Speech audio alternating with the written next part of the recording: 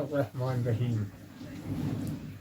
हज़रत अब्दुर्रहमान बिन अबी बकर अपने वालिद से रिवायत करते हैं कि एक शख्स ने नबी सल्लल्लाहु अलैहि वसल्लम के सामने एक शख्स की तारीफ़ की। आप सल्लल्लाहु अलैहि वसल्लम ने फरमाया, तूने उसकी गर्दन काटी। ये आप सल्लल्लाहु अलैहि वसल्लम ने 3 बार फरमाया। फिर आप सल्लल्लाहु अलैहि वसल्लम ने इरशाद फरमाया, जब तुम में से कोई बज़रूरत अपने साथी की तारीफ़ करे तो इस सिलसिले में जो कुछ वो कहना चाहता हो उसके बारे में यूँ कहे कि मैं उसे ऐसा समझता हूँ, लेकिन अल्लाह के नज़दीक भी वो अच्छा और उम्दा शख्स है, मैं ये नहीं कहता।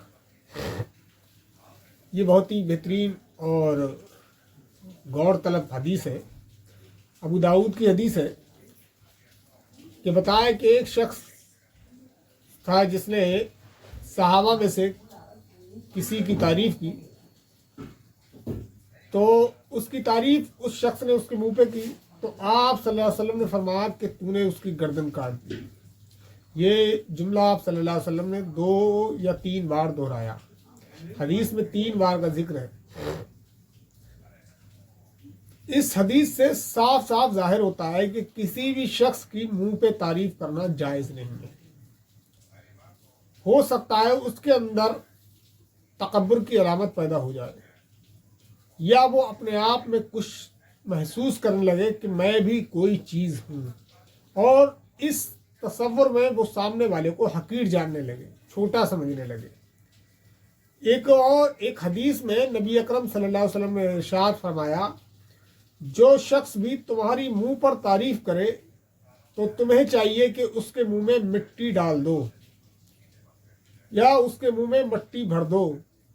ये कितनी अहम बात है कि नबी सल्लल्लाहु अलैहि वसल्लम ने उस शख्स के ताल्लुक से फरमाया जो मुंह पे तारीफ करता है कि उसके मुंह में मट्टी डाल दो। इसको इस्लाम में कतई पसंद नहीं किया गया, क्योंकि इससे कई खराबियां उस शख्स के अंदर पैदा हो सकती हैं। जो शख्स जो है अपनी तारीफ सुन रहा है, हो सकता है उसके अंदर तकब्बुर की अलामत पैदा हो जाए, लेकिन नबी सल्लल्लाहु अलैहि वसल्लम ने तारीफ करने का एक तरीका बताया है। अगर तुमको अपने भाई की तारीफ करना ही है तो उसके बारे में यूं कहो कि ये शख्स या वो शख्स मेरी नज़र में तो बहुत अच्छा है, मगर हकीकत में ये क्या है वल्लाहु आलम, अल्लाह ही जानता है। किसी के बारे में कभी ये नहीं कहना चाहिए कि वो शख्स बहुत ही अच्छा है, क्योंकि तुम सिर्फ ज़ाहिरी अलामत को देख कर कहते हो और अल्लाह बातिन को भी जानता है।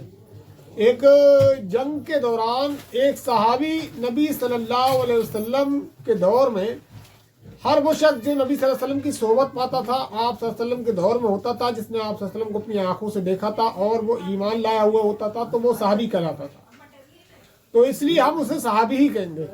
तो नबी सल्लल्लाहु अलैहि वसल्लम के दौर में एक शख्स जंग के दौरान, जिहाद के दौरान मुसलमानों की तरफ से लड़ रहा था, और किसी शख्स ने कहा कि ये शख्स जन्नती है। नबी अकरम सल्लल्लाहु अलैहि वसल्लम फरमाया, तुमको कैसे पता कि जन्नती है, जबकि इसने बैतुल माल से,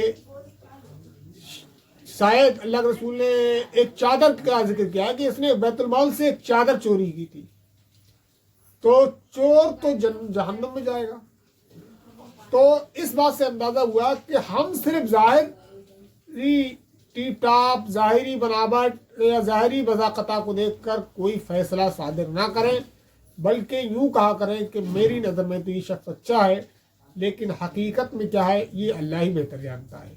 तो इस हदीस ने हमें सिखाया कि हमें जो है किसी भी शख्स के ताल्लुक से गुलू इख्तियार नहीं करना चाहिए, यहाँ तक कि किसी पैगंबर के ताल्लुक से भी गुलू इख्तियार ना करें, उसकी मोहब्बत में इतना आगे ना बढ़ जाएं कि हम उसे वो सिफ़ात देने लगे अपने पैगंबर को जो सिफ़ात अल्लाह ताला की हैं।